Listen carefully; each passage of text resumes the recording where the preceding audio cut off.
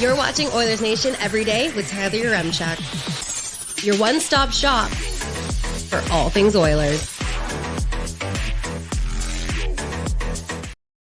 Well, the original script for today's show was a couple of tier lists. We're going to do Liam's game. We're going to have a great show. But the Oilers throw a wrench in our plans. Let's get into it with the lead.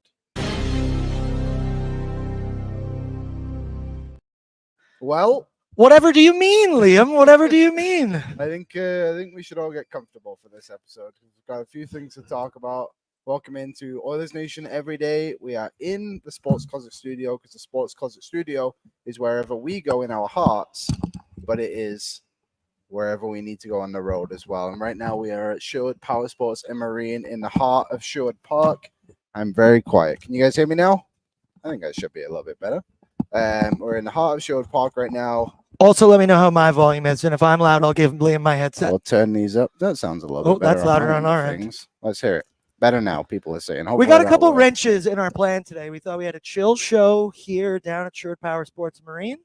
And not so chill now. Not so chill right now. Liam is quiet. Aaron is very loud. Waz is also here, but he's got to stop playing with his mic so we can sort these out a little bit. But there we go. Hopefully that's a little bit better for us all. And we'll get into it all right now. Obviously, the Edmonton Oilers hired Stan Bowman this morning to be their new general manager after a couple of months, obviously, of no general manager, of Ken Holland moving on from the team. And Stan Bowman was a candidate we had all heard about. I don't think we were all that interested in it, obviously, with everything that has happened with him and the Chicago Blackhawks and the Kyle Beach situation. But here we are. Stan Bowman is now the new general manager. I'm sure many of you heard the press conference today. I'm curious to know what a lot of you thought about your opinion before the press conference and the opinion after the press conference. Because I know I've been on this show and said I didn't want Stan Bowman to be the general manager of the team. And because of everything that happened, and quite frankly, I'm still not 100% sure where I feel on the whole situation. I think some of the answers that Bowman gave, and I'm reading the stuff from, I believe it is the Respect group with Sheldon Kennedy, and the work Stan Bowman has put in gave me a little bit of reassurance in that regard, that Stan Bowman is trying to turn around and make a difference for what he has done in the past in a couple of situations. Now, obviously, I don't want to get too deep into what happened with Chicago and Kyle Beach, because frankly, I'm maybe not as educated on it as I should be, and I don't want to misspeak on something. So I think that's fair to say. So, Aaron, what are you kind of feeling in this situation? We'll get into what everyone's saying too in the YouTube chat as well, and because there's quite a lot of comments already, so and rightfully so. My takeaway once again is I wasn't in the room. I don't know what happened. I know there's a lot of people out there that we like to think we know what happened, but we don't know entirely. I am all for second chances. I am a firm believer in second chances. Clearly, he has done some things here that people that are involved in it say that, okay, thinking that he is slightly changed. Man, my kind of thing is just, this is such an unnecessary headache to bring into a situation when you've had such a dream off season. You just went to Game 7 of the Stanley Cup Finals. You have signed guy. You lost by 1 goal. Everything's been so good, and this is a little bit of a dark cloud on what has been an otherwise beautifully sunny summer. And just like you mentioned, I still got to process it all. There's nothing I can do about it now. He is the general manager, so either hop on or hop off. Hop on board, actually. Shout out Powersports Marine. Yep, that's where we are today. A lot of great boats down here. A lot of great boats. We're actually up in the top area here where we can oversee the whole showroom. Would have liked to do it on a boat. I don't know how I feel about this yet, but I do believe firmly in second chances. I do. Yeah, I believe in second chances if someone's willing to put in the work to prove that they deserve that second chance. And, and like I said earlier, beforehand, I didn't know about the stuff that Stan Bowman had the work he had put in. You just kind of saw they being reinstated by the NHL. And then all of a sudden there's a speculation with the Oilers, and it's just like, didn't feel right. But again, you see the quote from the Sheldon Kennedy and the Respect group, which we'll get into as well. I got the quote with me, which I'll read. And then the conversation today. So, okay, I think this guy is trying to make things better for himself. Well, let's get into what you guys are saying in the Greta YouTube chat right now. Obviously, head down to Greta. Maybe you want to have a little bit of a drink after the news today and have more conversations with people down there, the people at Greta. all massive Oilers fans and be more than willing to have some chats with you about what's going on. And maybe you guys can find some common ground. Yeah, right, talk it out. Talk it out over a beer. And also, maybe if you don't want to talk about it, just go and see if you can beat Tyler's high score at the football game down there. Because Also you a won't. good call. And you'll beat Waz's because it's like 20.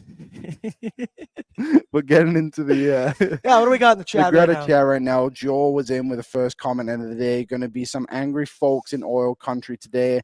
I'm just going to say this. I was on the hate train, read Sheldon's 3-page write-up. Just 2 comments on Bowman and his work.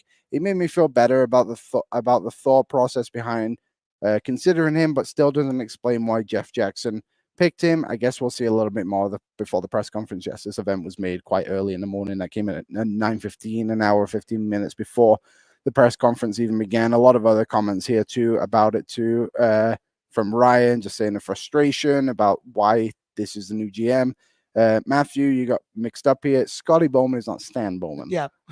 And I know Wyatt Scout came in pretty quick after and just said, no, you're thinking of the wrong guy.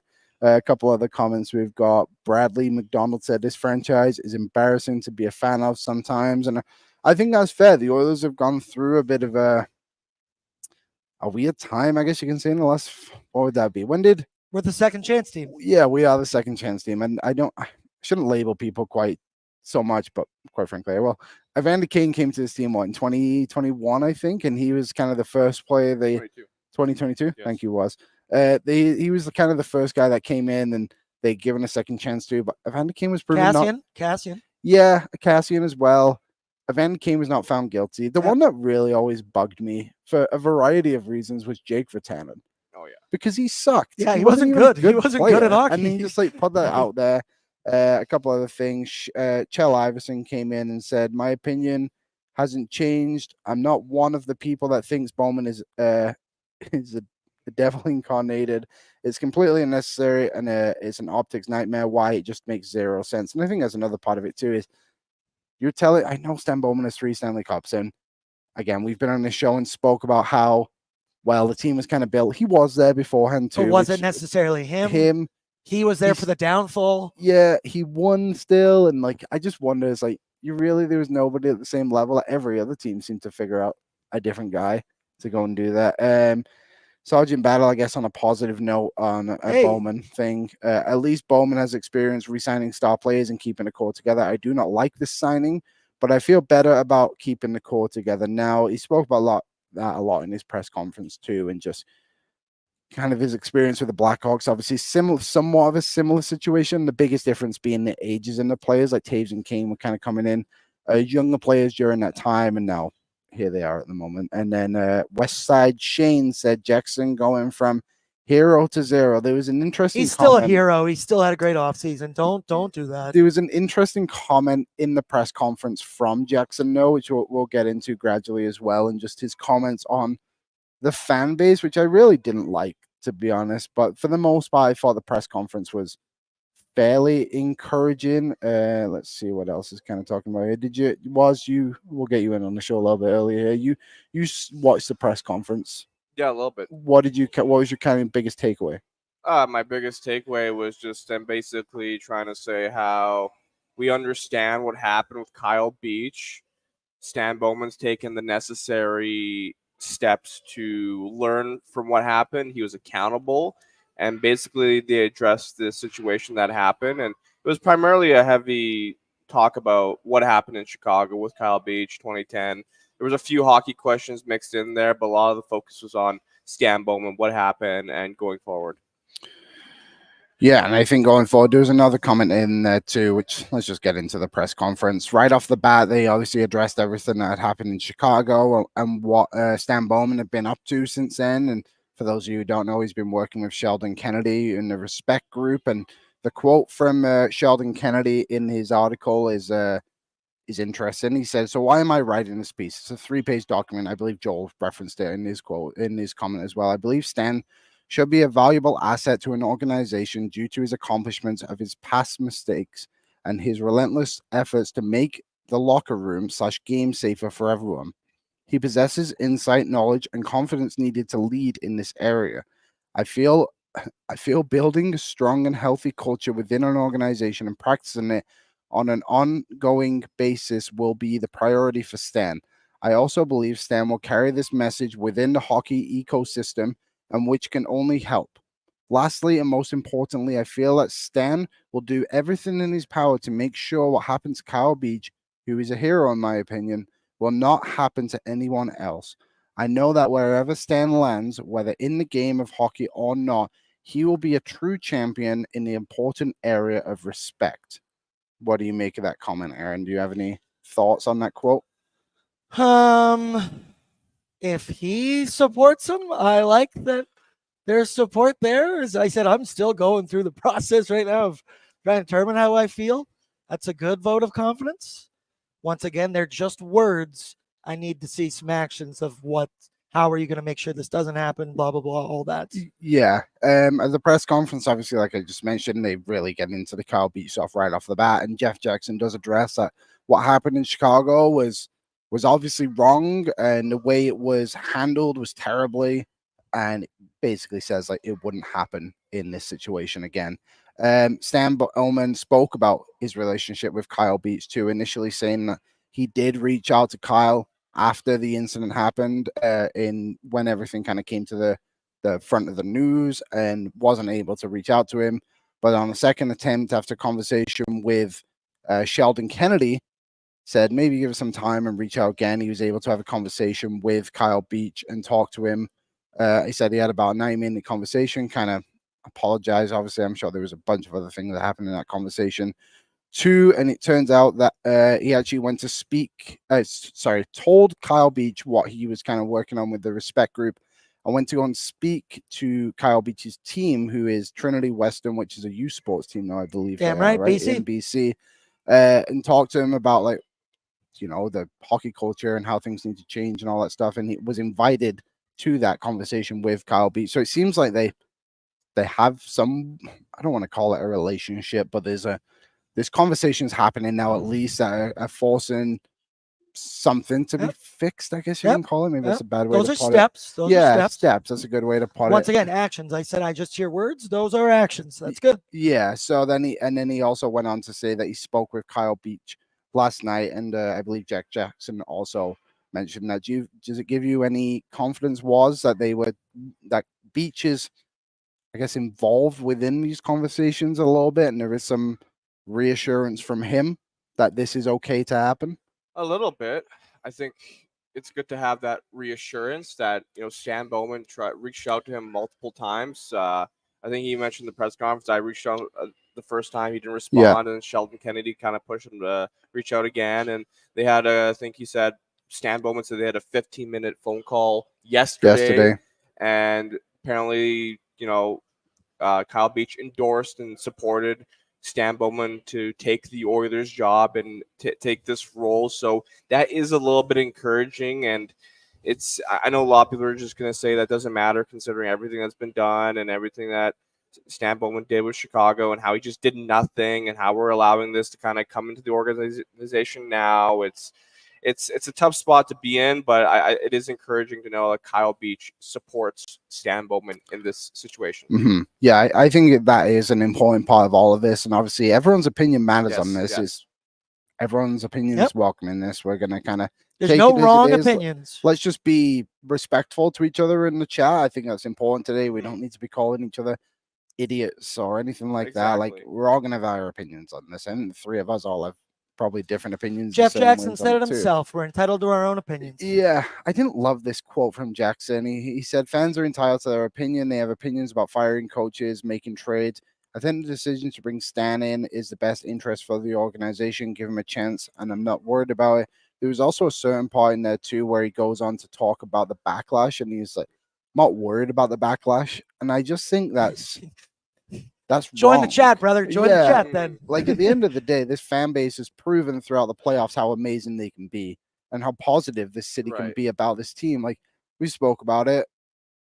There was no arrests or anything of bad criminal offense after Game 7 when we've seen other cities literally blow up their own city and destroy it. The worst thing that happened here is a few people got drunk and got arrested. There was 5 people, I believe, that got arrested. It does kind of feel like a little, you do so well as a fan base, skill this love. Kind of feels like a slap in the face. But can't take it that way. I got to stay positive here. Daryl Sutter says, what was the question? Context is big. The question was literally like, what do you make of the, paraphrasing a little bit, it was basically like, what do you make of the fans' reactions with this? And that's what he said. And I just think the backlash should matter. The fans' opinion on the organization matters massively. Yeah. And it should it have a huge impact on decisions? Maybe not, but it also shouldn't be tossed aside in these conversations. I think you should take it into account for sure. Yes. I think taking a temperature check of the fan base is important, considering, I mean, the fan base are the reasons why we have this job, and everyone comes to games and buys merchandise, and it's going to be interesting to see what happens in the next few months, the next year, if fans do start to like. Will attendance drop? I don't know. Will merchandise sales drop? It's tough to say, right? Mm-hmm. Like this fan base. No, it won't. No, it won't. Right? And that's the only way to really hurt the Oilers is to hurt them financially. That's when they start to like kind of clue in. Okay, we're hurting financially. Okay, now we're going to take your advice. Call. But if it doesn't, it's just going to continue to stay the same. And interesting enough, last night I restarted watching The Last Dance. I was watching the first episode, and they were talking about hiring Jerry Krause, and the owner of the Bulls at the time said, I wasn't hiring someone to win a personality contest. I was hiring someone. I wanted someone who truly to believe in building a team the way I wanted to. So that's where Jackson's in right now. He just wants to build a contender and win the Stanley Cup, and that's the same with Daryl Cates. Daryl Cates only cares about winning the cup. That's all he cares about. Daryl Sutter in the chat says this will not be a non-issue in a week. I completely disagree. I think Oilers fans hold a lot of stuff forever. Mm-hmm.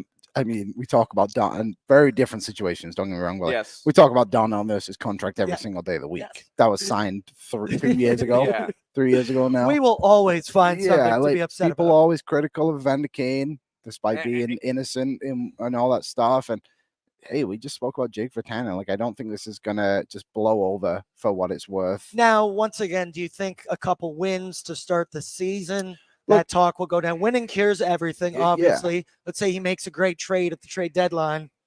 I'm sure some of this will quiet down, but people never forget. It'll always be in the back of your brain. Yeah, like, of course. Like, I think if you get out to a good start, then it's going to be, obviously, people are going to move on from it. Lance says a good Draisaitl contract and a smart move trade from Bowman will give some forgiveness.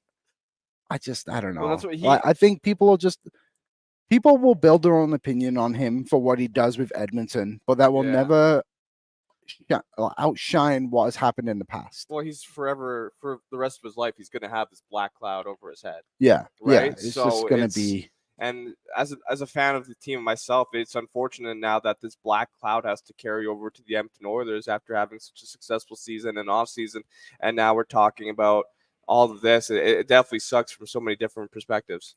There's an interesting comment here from Omar, and then we will get was on the screen, I promise. He says, Omar says, well, 4 points actually, I guess, and one of them I really actually wanted to dig into a little bit. Number one, Kyle Beach is supporting this, which is a positive in all of this, of course. Number two, Jeff Jackson is running the show. Nothing happens without his approval. Yep, I think that's become very clear and obvious. Number three, I call BS on Connor and Leon not being asked about their thoughts. That's what I wanted to get into. But number four, again, Kyle Beach is okay with this. Yes, Jeff Jackson came out and said the only people he had spoken to about making this decision were Daryl Cates and then senior management within the Oilers Entertainment Group, and stated that he had not spoken with any of the players. He didn't say anything about Knobloch. I would assume he's spoken to Knobloch. I'd hope. Yeah. He clearly said, though, I have not spoken to any of the players about this decision. They do not want to be involved in these conversations. He said a similar message when Woodcroft was fired and Chris Knobloch was brought in, and you went into the room the next day and the players were upset about it. But I think also happy about Knobloch, obviously the history with McDavid there that we all know about. But I think it's weird, dude. I think you always got to ask I think he did. The best player. That's what Omar just said. He doesn't believe that. I think you have to talk to him. I don't think you need to give them. I don't think he's calling them to be like, should I do this? Should I not do this? I think he's calling them to tell them that this is an option. Yeah. And a heads up. A lead. Yeah, a heads up. And I'm sure on the phone, Leon, Connor, Hyman, whoever, Daryl, like all these guys are probably giving their opinion on it too. This isn't the 30-minute conversation. 30-second conversation. This is something that probably goes on for longer. And quite frankly, if Connor McDavid is turning around and being like, no, we can't do this, I don't think Jeff Jackson is just going to do it anyway. And also, too, one thing that needs to be considered, if Jeff Jackson is telling us, the fans, and I believe, obviously, he tells us the truth and everything. Again, I do think there was conversations, but I'm sure that it was a little bit different. He was his agent. He knows what Connor McDavid wants. Connor McDavid clearly hasn't wanted this in the past and probably has been involved in too many conversations that he's just been like, I just want to play. And that's always been the thing with McDavid, is that I'm a player. I don't make these decisions. So he's not LeBron James. He is not LeBron James. He also does not like that narrative around him that he makes decisions for the organization, right? He is just the captain. He is the role model, and he just wants to lead by example on the ice and off the ice. Yeah, a lot of people keep mentioning Carter Hart in this conversation, and I would really, really like it if we can just leave those guys out of it. Yeah. That is a One at a time. Yeah, it's a very different conversation. It's not for us to have today. That is literally a criminal case, and I know this Kyle Beach thing is as well, but that is, I think, a different level that has a lot more context to it that I'm quite frankly willing to have a conversation about today. So please leave his name out of all of this. And there was one other quote I wanted to get to, which I thought was an interesting one. It was the quote on Stan Bowman talking about hockey culture. Do you have that one, Aaron? Yep. And just talking about how he basically wanted to put what he's learned in these past few months into action and go from there and make things a lot better for not just the Oilers, but I think just in general in the hockey world. He said there is an ability to make change and learn from situations and grow from them. Another thing Sheldon and I have talked about was certainly what happened was terrible, but there's also other problems we need to fix. Stan Bowman on using his position to improve hockey culture. This question was also directed to Jeff Jackson and how the Oilers organization, I guess OEG as a whole, makes that better. And he said there's a lot of mandatory stuff that is put in place within Oilers Entertainment Group that employees, I assume this goes all the way down to the players too, are forced to take part in, and that's how the Oilers want to do it. And talked about Bowman's expertise in this, good and bad, I guess you could say. Put it on both sides of things. That's a weird choice of words. I know it really is, but that is a quote from Jackson. His expertise on it and how he will help the Oilers improve in that regard. And hopefully that works, because quite frankly, the Oilers cannot go through a situation. Sorry, I shouldn't even say the Oilers. The hockey world can never allow this to happen again. Yeah. It was completely wrong. In a sense, it's arguably one of the biggest scandals in hockey in recent memory, right? Like, especially There's been too many. Way too many. Like, it's not a good look in the sport, and we'll see what happens from here. And the Oilers organization, I think it's fair to say, I mean, we all have our thoughts of the Old Boys Club, whatever. I do think we are a well-run organization, lots of respect. The Oilers clearly don't want to be a team that deals with this, especially when you have the best player in the world and you were just in Game 7. They're going to do their part to make sure this doesn't happen as well. I like Tyler Mulick's quote here. It just said, I legit am more upset about the fact he just isn't a good GM. I know. Fair point. We are definitely going to get into that, because there's a lot of things here that have just kind of happened with Bowman from a pure hockey perspective, which I do want to get into, because that is also not that good. Okay, let's get into it. Let's get Waz on the screens. Waz is brought to you by Star Mechanical. Go ahead. Couldn't wait for it. One of Edmonton's biggest locally owned and operated plumbing and heating businesses. They've been working in the community for over 20 years, and many of the homes in Edmonton over the last 2 decades have had their plumbing and heating systems installed by Star Mechanical. The team of tradesmen and highly skilled and okay, oh my goodness. Visit them at starmechanical.ca to schedule an appointment and let them keep your home running smoothly. You're supposed to wait for the screen to come up and then come on. You've done this so many times with me and Greta. You're good. You're good. More rusty. You're really the people are pointing out how there's people shopping in the background. It is funny to watch. It's good. We're in a very different spot here at Sherwood Powersports and Marine. So we are on the second level here. You can see a couple of boats down here. This whole showroom is just filtered with boats, a bunch of dirt bikes, e-bikes as well, a couple of quads. There's a bunch of, what do we call those, side-by-sides, I think they're called right outside. We have literally a quad right next to him, and Matt, Yeah, my friend, is watching. Is a nice little Yamaha bike. It's the size of you. And, It goes up to my kneecap. Behind us, you can get your fishing tackle and fishing bait. And as someone's been doing a little bit of fishing this summer, it's a good spot. You have a big afternoon. Yes, I do. Apparently, I'm getting into a pool, a kiddie Mm. pool. I have to do some water. I don't even know what's happening. They're just putting me in a pool. They told me to get wet. Bring your trunks. Bring your towel. I'm like, okay, let's do something. They're so excited for you to do it. Apparently. And I wish, unfortunately, I hate to say that. I do wish it was warmer today for this. If it was like last Sunday where it was a scorcher where I was like sweating like a puddle, that would be nice. But today it's a little bit more cooler. It is raining a bit outside, but we'll see what happens. Sam Carrick in the chat, wish you were here, Sam, says, is there an Oilers Nation discount for a boat? Unfortunately not. No. Otherwise, I would wish. do my best to have one. We'd have a company boat by that. I really wish we could do a show on a boat on the North Saskatchewan. That's a little risky, apparently. Lance Kane says, can't wait to see Woz with his shirt off. Oh, You're going to see quite a lot, I believe, without Woz. It's good, Lance. It's good. It's it's good. I good. went to the gym last night. Attaboy. Yeah. Got a swell on. Good idea. Robert, long-time viewer, first-time commenter. Thank you for commenting.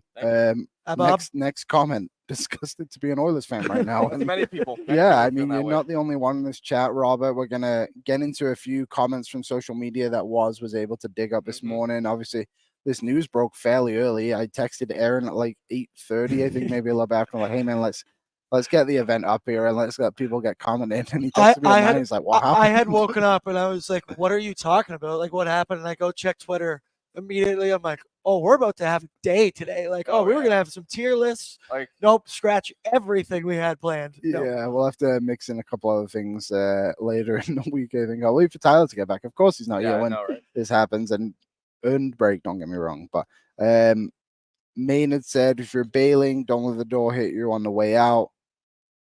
How was the dollar store was before we get into the thing? There's some pictures on Bag Milk's Instagram and Twitter, I believe.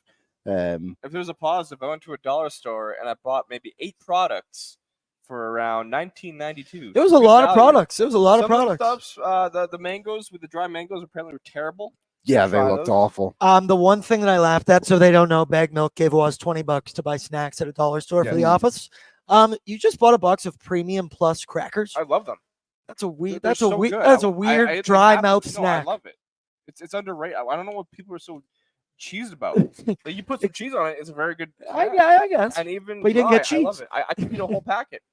Aaron, my laptop just shut off. Could you read the comment from Naeem for me there, please? I was just about to read it, but now I forgot what it said. When Jackson puts his Twitter on private last night, I immediately said, "Oh no." There was a lot of talk around Mark Hunter being this guy. I'm okay. My laptop sucks. Do you need mine? No, I'm good. It's loading back up. Yeah, Mark Hunter. What are your thoughts on him? Obviously not going to be the GM now. Well, I tried to ask my socials, like, oh, what is wrong with Mark Hunter? And it was like, oh, the way he ran with the Leafs, his trades, his da-da-da-da. I'm like, well, he's still the safe play compared to Stan Bowman. He doesn't have the controversy that comes along with him. And, Mark Hunter, he spent, 20-plus years with the London Knights, turning them into a premier organization. Finding young studs and turning them into grown men studs. But there's also the conversation, well, they have so much money, there's no reason why they can't be successful. That's the easiest organization to run in junior hockey, maybe. So, I don't know. But Mark Hunter, he's never really been a GM of an organization. He's been like a consultant, an executive here and there with the Leafs. But I would be very interested to see what he would have done as a GM. Okay, let's get into some of the comments you found this morning on social media reacting to the news of Stan Bowman being the Edmonton Oilers' new general manager, replacing Ken Holland, who obviously just took the Oilers to the Stanley Cup final for the first time since 2006. Unfortunately, the same result as 2006, losing Game 7. But either way, the Oilers obviously... Back then, there was also some controversies with Chris Pronger, but not to this extent. That is right. Oh yeah. Let's take a look. History's doomed to repeat itself. Oh my goodness. Sorry. Let's take a look into some of the comments there. We're gonna get my laptop loaded up again. I have them here. I'll read them to you. Yeah. What's the first one you've got? So the first one I got here from Rajni said, "Best in class?" ? If they think best in class is hiring someone who looked the other way to a heinous crime, they need to go back and look at the definition of best in class. Mm-hmm. And that's in regards to Jeff Jackson's opening remarks when he was introducing Stan Bowman, saying, yeah, he's best in class. We want to be best in class. And that starts with bringing in people like Bowman's expertise. And yeah, it's kind of like, hey, man, you did some shady stuff with the Blackhawks, but that's okay because now you won a couple cups, so welcome on board. What do we got on the next? Oh, sorry. Sergeant Battle. Shout out Sergeant Battle. I am praying for a Babcock situation, and he's gone before the end of training camp. This is not the move. Yeah, I'm just to preface too. I think a lot of these comments were just before the press conference happened as well. So maybe some opinions have changed. I really don't see this being a similar situation to Babcock because how do I word this? Mike Babcock was just a bad guy. An asshole. I think Bowman made a terrible mistake, and I think he's trying to learn from his mistakes. Well, they're not comparable situations, but I think Babcock left the game and just never improved himself, and then came back and was the same guy he was when he left. And it is what it is. We got one here from Miss Katz. Absolutely disgusting. You think fans are going to come around and be okay with this situation? This is such a slap in the face to everyone. Yeah, fair. Yeah, tough cookie. I'm so incredibly disappointed in the people who run this team. I love this is sickening on a human level. Knew our off season was too good to be true, and I think that's what's disappointing people the most in this hire, and especially when the speculation came out, is like the work that Jackson has been able to do, like getting guys like Jess Skinner, Victor Arvidsson, obviously re-signing guys like Adam Henrique, Mattias Janmark, Connor Brown, and then this happened. Sergeant Battle wanted to put in a comment here just to preface and say my opinion has changed since the comment and the press conference. And Lance Kane also made a comment in here too and says the press conference helped for sure. And I'd be curious to know if a lot of people kind of feel that way as well, just hearing Bowman trying to prove himself a little bit, I guess is a half decent way to put it. And he was just very accountable with his comments, saying, the guy screwed up big time, and I've learned from my mistakes, and I want to do better now going forward and try and change the culture and whatever. Like, can I use my experience to better the people in front of me? And that is really all you can ask, man. On a human level, you mess up, you take ownership, you try and give the actions forwards, and it's on us to try and not constantly bring it up. And it was back then, but we will see as we see through these comments we've got right here, right now. Jenna said, I know the organization doesn't care that I feel strongly against supporting someone like Stan Bowman. They won't care regardless of how many people say it, but I'm disappointed in the news and quite frankly, not surprised. And I actually don't think that's an unreasonable comment from Jenna at all. I really don't think the organization cares about what JJ kind of said that directly. He basically did say it. Stan Bowman had a bit of a better quote, just to paraphrase. He said that it's down to him to change people's opinions. He never really said how he was going to do it, but I would assume that's not purely based off hockey related situations. I would assume that's more of like what he does off the ice to help the community. And you know what, like I think we've got to give him the benefit of the doubt for something like that. He knows there's going to be a magnifying glass on him too. Totally. So he's gonna... and for him to come to the press conference today, and I think sometimes there's always an easy way out when you do your press conferences to be like, okay, no questions about this. Oh yeah, 100%. And that didn't happen. Like the floor was open, and he had a really good answer to Jason Gregor's question. And he just spoke about the impact of silence and not talking up about this stuff. I'm not going to go into that because I can't remember exactly what he said, but it was probably his longest answer of the press conference, and it was kind of right off the bat of the opening remarks as well. So if you want to go watch that, you should be able to. I found it actually. Elliot Freeman tweeted out a link that Sportsnet pointed out. I'm sure it's still up there. Shout out Bag Milk because he basically transcribed. Yeah, you can also go and read it about it on Oilers Nation. But Daryl sort of put in a good comment before too, just talking about how sometimes these quotes you need a bit of tone behind them and the actual voice of the person saying it to really get a full feeling of what it's all about in the moment. You have put out a poll. Yeah, so I put out 2 polls on our social medias on Twitter and Instagram, Oilersnation.com, and the poll on Instagram got around 4,000 responses, and 85% of people said no to this move. They don't like it. Only 15% said yes. And I do believe on our Twitter it was 80% no, 20% yes. So some people are very open. Like, a small minority are open to the idea of Stan Bowman and what he could do. And you know, I think it is important to maybe be a little open-minded to Stan Bowman and just going forward. And you know, it's very easy to cling on to the past, but it's also a very dark past. So it's you got to be careful what you say here. Right? It's just like wow, it's a sensitive topic and fairly so. This one made me laugh, Liam. This one made me laugh. I don't even know how to say that name. This is the worst hockey-related news Well- I've received since the Steve Tambellini extension.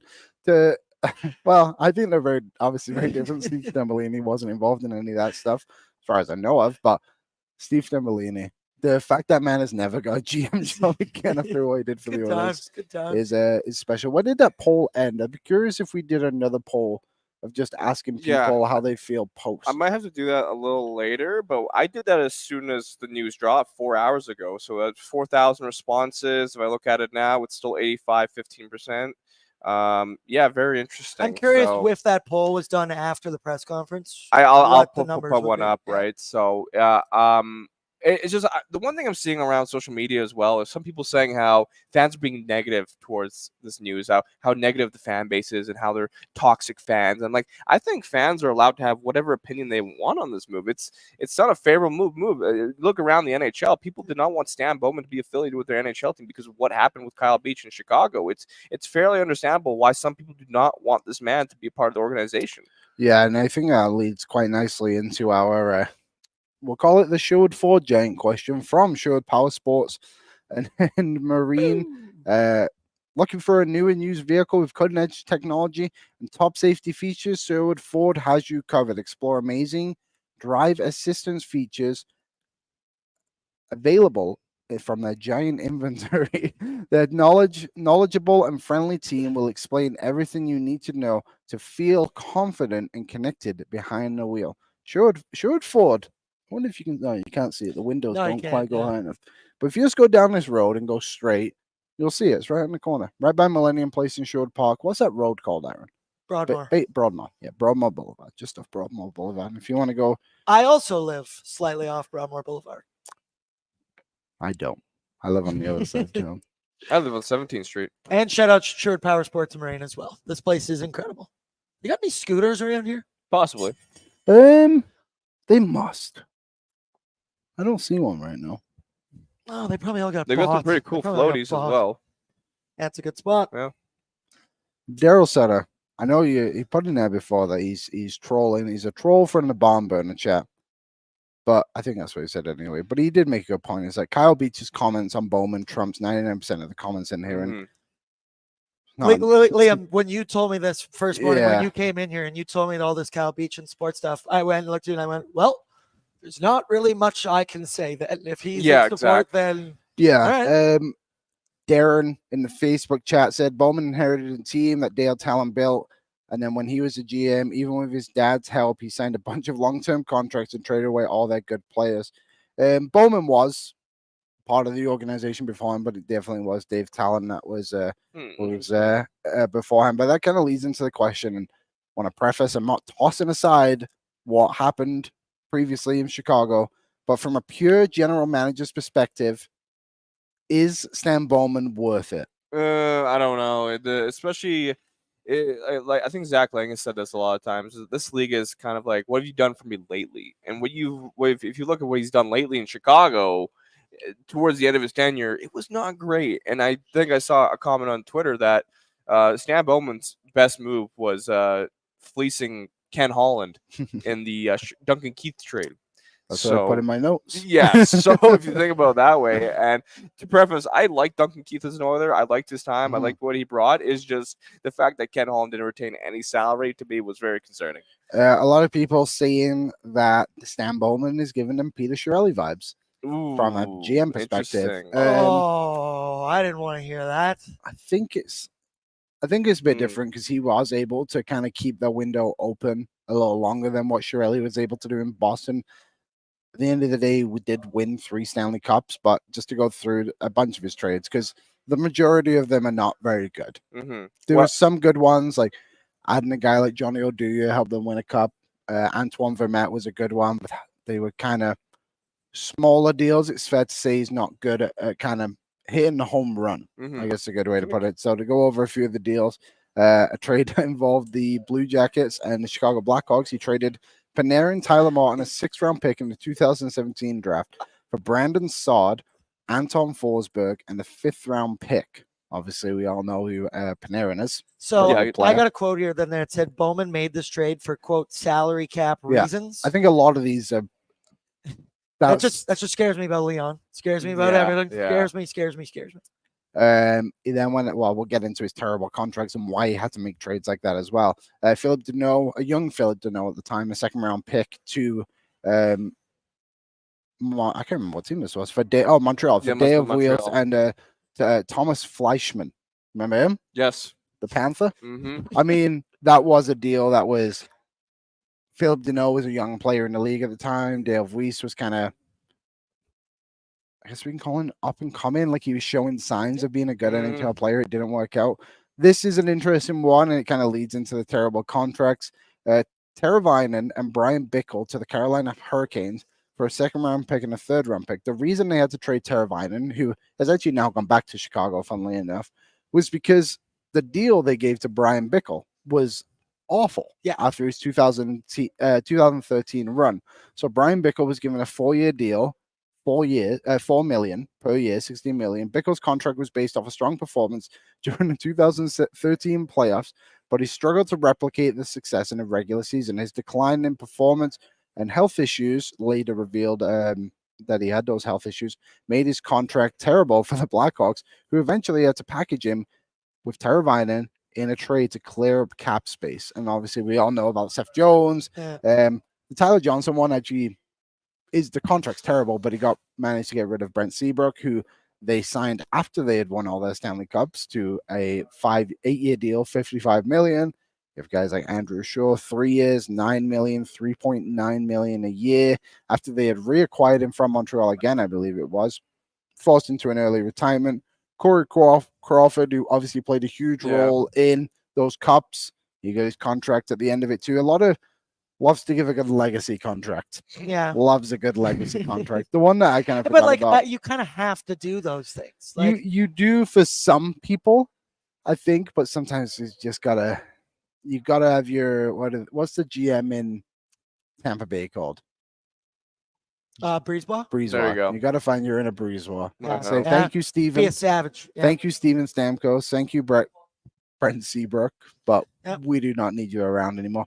Marcus Kruger, who, by the way, I got these from ChatGPT. Okay. If you don't use ChatGPT, you're totally missing You've out. been on the ChatGPT. It is amazing. It is amazing. It's very efficient. It gives you so much. Right. Yes, it is. I was trying to wonder where you were getting all this from. That's all my information from there. So it says Marcus Kruger, 3-year deal, 9.25, just over $3 million per year. Kruger was a valuable fourth-line center and penalty kill, but this contract was considered an overpayment for his role because he was a fourth-line center who played on penalty kill. Younger, but that's basically like paying Derek Ryan. No offense. It was really weird. I was thinking about Derek Ryan before he just said that. I'm like, what does Derek Ryan think about all You're this? always thinking about Derek I wasn't going to mention him, but you mentioned him. So Sam Squatch said Nurse has a legacy contract. In a weird way, I guess you're right. A couple other comments in here. Gina says Tyler Johnson now has ankles made of glass and is hurt at least 3 times a year. So I don't know if that one worked out that well, but getting rid of Seabrook was good, I guess. Well, I mean, you cleared 3.25 off your cap and you don't have Seabrook for, I think our contract might be over. I don't know, but either way, wasn't that bad. Mm-hmm. Liam doing his own research, doing it correctly. Mm-hmm. I ask the questions, ChatGPT provides it for me. You'd be amazed what I use that thing for. Good stuff. It is incredible. Well, Jeff Jackson just say he's going to have some input. He's just not going to have control, essentially. Like he's still the president of it all, isn't it? Any good deals you remember from Stan Bowman? Anything? Not really. I actually looked through. I know Tyler tweeted it out, and I looked through all the deals, and like nothing really stood out. Maybe the Antoine Vermette one, but like still. Because a lot of people mention how Dale Talon kind of built the team and he took over in 2009. I mean, Bowman was with the organization since like 2001, so he probably did have a say in some of the moves prior to the 2010 Cup win. And then after that, he took over, obviously, he had more of an influence. So it's, I'm kind of more intrigued about the contract he signed, especially with some of the top players like Duncan Keith, Kane, Taves is another big one, right? So he was good at that. So you give him credit for that. And but at some point, it just kind of fell off, right? Like after the 2015 Cup win is when you start to really see the cracks in his moves, and just they weren't good. Simple as that. Yeah, he did mention that his number one priority this offseason is to extend Leon Draisaitl. That's good. So fingers crossed. Zach, I see you put a comment there. Positively on extension should be done soon. Hopefully, you also made a comment earlier asking if we were going to do a tier list today. Obviously, with the news, we had to change things up quite a bit. So we'll be doing that because Zach sent in our tier list idea for the week. Ooh. And we'll do that on Friday during Friday's show. We have Eric Zabrowski on the show on Friday. Currently in the Cleveland Guardians organization, I believe. Played for the Edmonton Riverhawks when they were the Edmonton Prospects. Loves Oilers Nation, and we love him. So thank you very much to him for spending some time with Tyler to get that ready to go for And they Friday. get their weekly dose of Tyler. And they get their weekly dose of Tyler. I know you all miss him. He loves the show. I bet he wishes he was on today. He was on. He would have been He perfect. texted us this morning. He texted. I would have been more than happy to step aside for Tyler. I think. Oh, think he's happy with Tyler golfing. Yarmechuk? Crazy. Yeah, right? Yeah, who would have thought? Let's get this one person out of here. K. Joe. I don't mind everyone having your opinions today, but you. When you're just spamming the same thing, there's no point in being in the chat. Yeah, exactly. So, okay, that's kind of our showed for giant question. Let me know in the chat one more time. Do you think Stan Bowman is worth it from a pure hockey perspective? We've discussed the off the ice issues, which are the main focused on all of this, and the reason why a lot of people aren't happy that he is a new general manager of the Edmonton Oilers. But and I'm not pushing that aside again, but from a pure hockey perspective, is Stan Bowman worth it? Amanda comes in right away. No. Joe Opinionated, hell of a name, said yes, and he has put a bunch of stuff in the chat previously too, explaining why. Ryan S. from a hockey perspective, yes. Scout, no. Rob Erickson, no, not worth it. A few other yeses from good old Hatchet, and also James Shaw said not worth it. Scout, he's not a good GM. Who gives about off-ice stuff? Well, quite frankly, we should care about the off-ice stuff. It's important in this. I guess from a fan perspective, we should worry about the on-ice product in a regular circumstance, but this is kind of uncharted territory as well. I give a lot of shit about. Jeremy said from a pure hockey perspective, yes, but I hope it's JJ has autonomy. Yeah, he's also I don't want to read into too many of his old Blackhawks trades, but you mentioned a cap dump of Teravainen or Panarin there. I remember Patrick Sharp was a similar thing, just trying to clear out money after. I believe they had just won a cup. I want to say it was 2015. I want to say so. And then they traded him right after, and that's just to Dallas. The spot that it was to Dallas, and the spot we're in right now. I worry about that becoming something in the future, but in Jeff Jackson's case, that was that situation. This is this situation. Yeah, the accomplishments outweigh the transactions, and 3 Stanley Cups there's not many GMs in this league that have 3 Stanley Cup rings on their finger, and Stan Bowman has that. And for someone who wants to win a Stanley Cup, Jeff Jackson, Daryl Cates, they want that experience and someone who knows how to handle those high pressure moments with an organization, and as well as just handling high star profile players like the McDavids, the Draisaitl's. I mean, Stan Bowman had Patty Kane, Duncan Keith, Brent Seabrook, Jonathan Taves. There's probably another couple players in there, right? So it's an interesting hire for sure. I would have not gone with Stan Bowman. I'm sure you could have probably went with someone like a Mark Hunter, and he probably would have done a similar job to Stan Bowman. I think Keith Gretzky would have been my honestly, if I had to pick a guy, it would have been him. One thing I think is a lot different here, and I understand things are going to change, and obviously things change throughout his tenure in Chicago as well with the cap, but the Oilers have, besides Draisaitl, I know Draisaitl, McDavid, and Bouchard, who are obviously your 3 best players. Everyone else is kind of locked up. You don't really have it. You can't really sign a Nuge or something like that to say $8 million deal, or Hyman or someone along those lines. Donald Nurse already has a terrible contract. Skinner's locked in for a couple of years. There's not a lot of heavy lifting's already been done. Yeah, there's not a lot of ways that Bowman can come in here and screw things up from that perspective of things. And I think that's one thing that's positive in all of this, and different again. I think the only thing that's similar from the Chicago team and the Edmonton team is that both teams have elite generational star players, whatever we want to label them as. Everything else seems so different to me. And maybe I don't remember it so correctly. And obviously the ages were a lot different. Patrick Kane was still so young. I think that was his 4th year in the league when he won the Stanley Cup, maybe 3rd. And to me, it just seems a little bit different.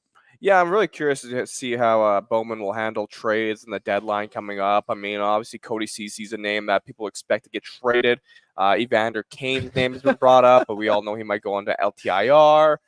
Darnell Nurse likely will never be traded, but you never know. If Stan Bowman finds a way to trade Darnell Nurse, does everyone in this chat completely turn around and love him? Right? So, yeah, like I'm very curious to see what he will do from a GM perspective. There was a comment here from Chris, and he said, think he has something to prove and will exceed everyone's expectations. Yeah, I think that's 100%. true. I think he definitely he has everything to prove, right? 100%. I think he's motivated. He is very motivated to prove a couple of things. But I think the biggest one is that he's a different person, and I think that should be the one that we all want to see change. And again, a bunch of people have mentioned it in the chat throughout our conversation about this. Kyle Beach is welcoming this decision. It's kind of like maybe we should be more.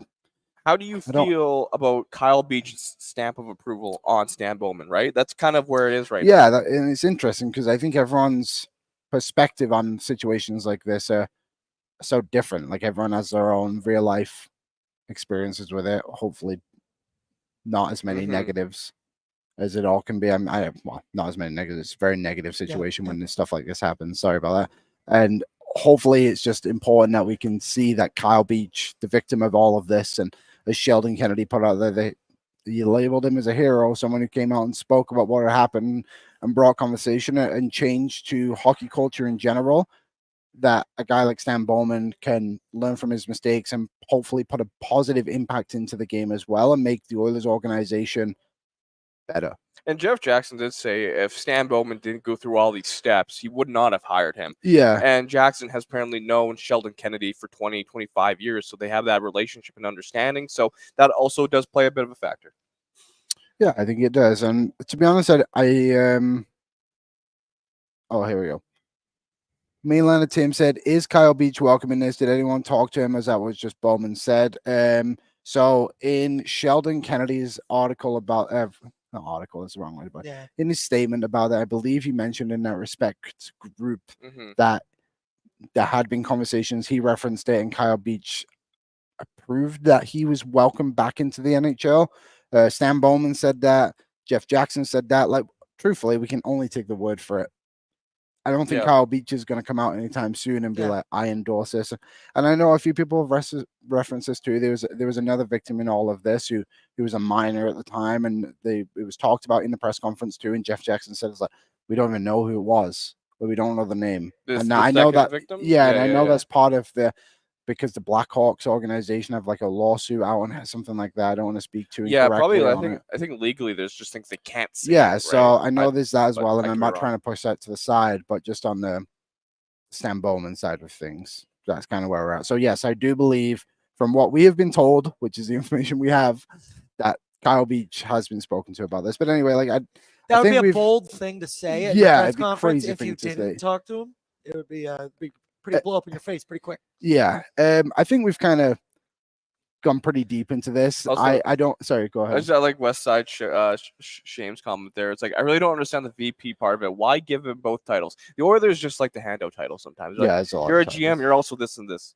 Oh, they just make them up. Yeah, honestly. Kind of like, what's he called? Paul Coffey, special advisor to the owner. Yeah. Okay. Yeah. Assistant to the region manager. Yes. Like I've said before, you're allowed to feel whatever you feel about this.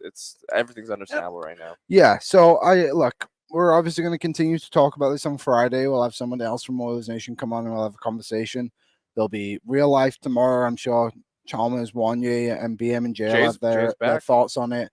Oilers Nation Radio Friday. But I just want to move on from it for the last couple of minutes on the show and just get into maybe our player grades and kind of end on a bit of a positive note, because I think today's player grade is actually a really fun one. Someone who became a bit of a fan favorite, and the player grade is brought to you by Milwood's Golf Course. Mark your calendars in the Oilers Nation Open, because on August 30th, it's time to dust off those clubs and hit the greens at the 7th annual Oilers Nation Golf Tournament presented by Oodle Noodle and Star Mechanical. That's right, an 8 a.m. shotgun start at Milwood's Golf Club, which will kick off an unforgettable day. I love Oilers Nation Open. I'm incredibly disappointed I will not be able It's a to be shame. there this year, but it's always fantastic to be around. So grab your buddies, sign up, and let's make this year's Oilers Nation Golf Tournament the best one yet. Don't miss August 30th, 8 a.m. shotgun. Be there or be square. You can sign up and visit by visiting nationgear.ca to register. See you on the course, and that again will be on at Milwood's golf course, where also we're doing a competition on our socials right now. So you go and check out any of our social media channels to learn more about a chance to win a 4 passes to play at Milwood's. In addition, you will receive 2 Edmonton hockey tickets for the upcoming season. Check out Oilers Nation socials to find out. The contest ends this Friday. Do you know what time? 12 Mountain. By the way, if you're entering on the contest through Facebook, be careful of scammers in the comments. We've had that happen where someone will like reply to a comment says, "Congratulations, you won." That's not us. Please don't be scammed. And also, fun fact: I used to work at Milwood's golf course, and then I was somewhat let go after 3 weeks. Good times. I crashed a golf cart. They weren't happy about that. You crashed a golf cart? Yeah, 5 minutes into my first shift. What'd you crash it into? A fence. Well, that'll probably do That'll do it. Earn not given. Exactly. They didn't really fire me. They just kind of waited for the season to end because it was like in October. Like, we're just not going to bring him back. It's a good thing I found a job right We'll be after sure that. to bring that up at the Oilers Nation go- Open when we go. Mainland Tim and Lance had some good comments in here there. Like, Mainland and Tim needs a 4th to play with him and Ryan, his son. We are shitty golfers. And quite frankly, it doesn't matter. I'm a terrible golfer. Do you know what I did last year? I hit a 30-foot putt to win the hole for us. Felt fantastic. It was literally the only good thing I did. It was lit. It's a scramble. You just need one good player. I think, quite frankly, you just need to hit one good shot throughout the hole, and you'll be fine. Lance Kane, very grateful for him last year. Spent his time volunteering on the Jason Greger hole. I'm not sure what Jason Greger's hole has in store this year, but Lance. I forgot Lance volunteered. That was awesome. Yeah, I think that was before we really got to know Lance. But yeah, it's great. If you want to volunteer to, let us know. You can email me at liam@thenationnetwork.com. And I want to give love to Naeem for his comment there. We appreciate that. I think, look, Naeem just put in a positive and level-headed show today on a tough day for so many fans. Not an easy job, but appreciate you guys. Sometimes people just need to vent. And totally, that's exactly it. Like, we can push our opinion. We push our opinion on everyone every day, quite frankly.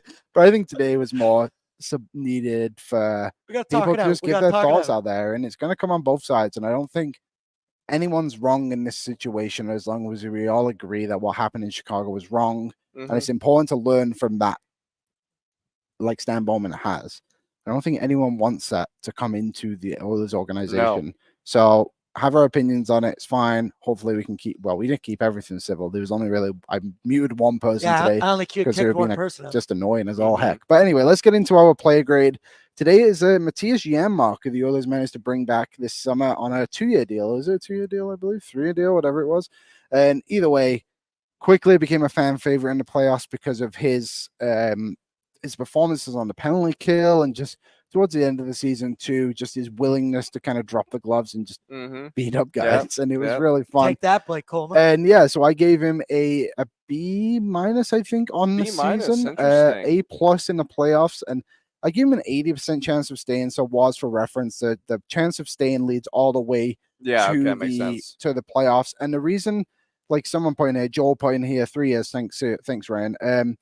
Joel put C- regular season, A for playoffs. I gave him a little bit higher than maybe I would have liked to for the regular season because he was kind of didn't really bring a lot for a long time. And that's what it felt like he was overshadowed from Connor Brown. Really helped. Go under the radar. He had 1 goal for most of the season, but picked it up towards the end, and I appreciate his willingness to change his style of game that we just mentioned. Fights with Blake Coleman. He fought someone in Toronto. Was it Max Domi? I think it was. Yeah, he fought twice. Blake Coleman was a Battle of Alberta in Edmonton. Yeah. He got smoked that game. I'm getting smoked in Toronto too. So I think that's what kind of bolstered it a little bit for me. And I mean, playoffs, like he had a goal in Game 7. Yes. He had so many fantastic moments in those conference finals and so many great final, celebrations, and he became so good. If I could give him an A++ for the playoffs, I would. I think B- regular season. We're still falling a little too in love from the playoffs. I think he was a solid C or C+ the regular season. Who do you think had a better season? Now take your bias cap off. Okay. Derek Ryan on Mattias Janmark. I would go with Mattias Janmark. See, we gave Derek Ryan a C plus, so that's why I went up a little bit based off my, because I just think he was fine. Yeah, no, Derek So- Ryan's wheels start to kind of fall off there towards the end of the season. So Chris put here, the janitor will clean up all the mess. yeah. He sure will. Well, in the same breath, like during the regular season, when I reviewed Mattias Janmark and I would talk about him, I wouldn't know what to say. Like this guy I thought he was just mid. He just could skate fast and he was good on the PK. But then his work ethic really took another level in the playoffs and he was finding back the net. And honestly, during the regular season, he was able to kind of get the puck on net, create some scoring chances, but he could never just get it in the back. And I think for Oilers fans, they really just wanted the more goal scoring from the bottom six. And I think the bottom six did score a little less this season compared to last year. Totally. Which is interesting since we didn't make the cup final. So I think from like a systems point of view, like the Oilers PK, when it comes to defensive specialties, Mattias Janmark was pretty important in that area. We spoke about that with Zach on Monday, actually, when we did Derek Ryan, and just talked about how his goals for, goals against ratio was less than last year. But one thing to consider on that was Derek Ryan's goals dropped from 13 to 5, 4 or 5, whatever it was. Mattias Janmark wasn't a double-digit goal scorer. Connor Brown didn't do anything for most of the year, so they picked that up on the way and got better in the playoffs. Derek Ryan's game fell down because he's an older player on the team, and Janmark elevated, and I think that was fantastic. But a few people in the chat here, Naeem had one giving his thoughts on it. See, in the regular season, had a super long goalless drought as well, but A in the playoffs. Wreck-It Ralph? Yep. Record Ralph? Great film. Great again, film. regular season C, playoffs an A, and there was one other one Joel had in here. C minus in the regular season, and A for the playoffs. And of course, I messed up with his contract like I always do. Ryan corrected me. 3 years for Mattias Janmark, and I think everyone's very thankful. The first, here you go, was here's a fun little fact for you. Are you sitting down for this one? No reaction. First multi-year deal he's had since his rookie deal. Interesting. Yeah. Huh. Really? So, yeah. That's a fun fact. Apparently so. Hey, So- earned, not given. I was a little surprised by 3 years, but I'm okay with it. He earned I it. think it's nice to give those guys a little bit. And like, And if he wants to be here, yeah, I'm we, down like with we were it. talking about legacy deals, and this is what I would call a minor legacy deal.